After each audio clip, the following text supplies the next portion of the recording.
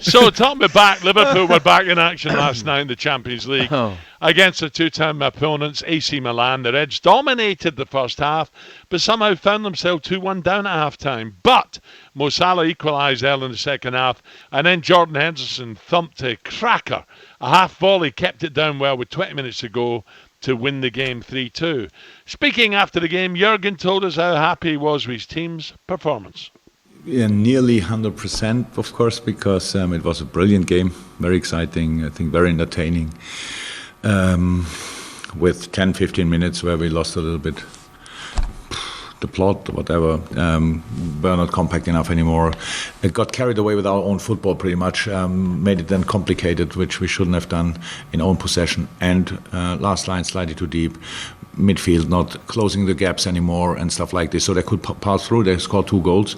In a moment like this, obviously the game can be decided, but not tonight, because we could adjust in the half time and did that.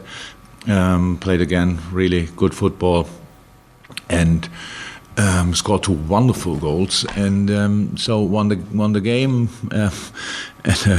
which everybody knew before already, but now probably definitely everybody knows. AC Milan came from pot 4 in this group. Very funny. So that's the quality in that group, and we have. So it is really good that we won this game tonight, because obviously you need each point in this group to get through. So Goffey was saying there, everyone seems to be talking about Chelsea and City. Man United got mentioned, but again, people are beginning to ignore Liverpool. I don't see why. There was no Van Gogh last night.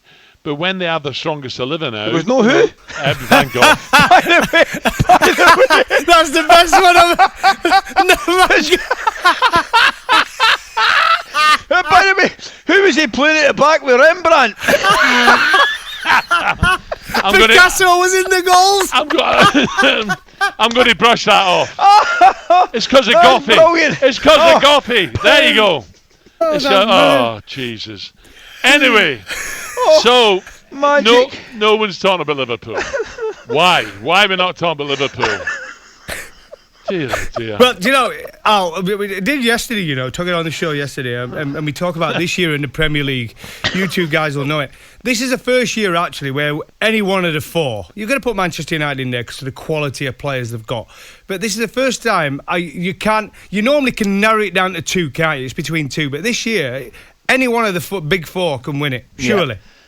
Yeah, I think I agree. I've just worked it out. You're not Darren anymore. You're Van. It's the 2 Alleys and Van. That's a nailer. He's back in first morning, and he'll be H&J clips of the week. It's an absolute racing certainty. You'll be pulling your ear off in a minute.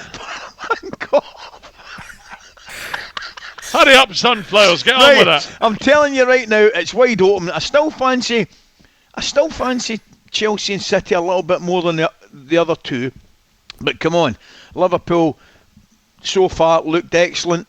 And Manchester United, okay, poor result the other night there, but there were 1 or 2 mitigating factors for that. Obviously, the sending off didn't help. Lingard giving the ball away. I think United will certainly be a massive improvement. I know they did okay last year. I know they've been ticking along nicely, but I think there'll be a massive improvement this year. I really, really do. It's a brilliant season to look forward to. So let me ask Goffey, Solskjær, Ollie, is he big enough to win the Premier or Champions League United? Well, of course he has, because when you're a manager, surely, of a team that's got great players in it, which Manchester United have, you've got half a chance, haven't you? But I said yesterday, I got a bit of criticism for it, but he is, let's be honest, he's won the lottery, hasn't he? He's probably at best a mid-table manager who's got an opportunity to put his name in lights by managing Manchester United. And the only reason he got that opportunity is because he's seen as a Manchester United legend, and he got that opportunity. Same as Lampard got it at Chelsea, same as Arteta, being an ex-Arsenal player, has got his opportunity at Arsenal.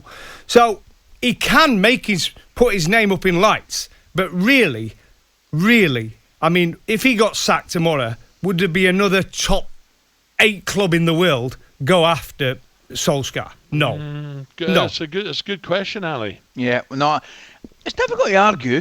It's absolutely difficult to argue. And Goffey's spot on, I think, with everything that he said, because you asked the question, could they? Are they good enough? And is he good enough to win the Champions League or indeed the title or a major trophy?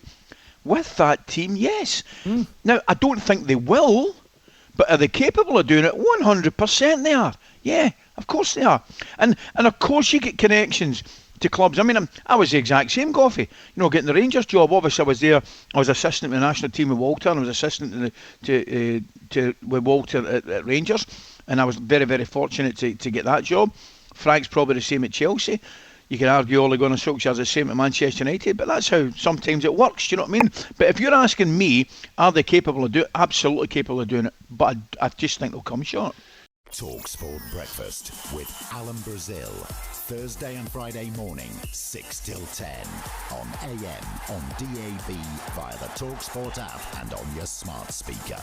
talkSPORT.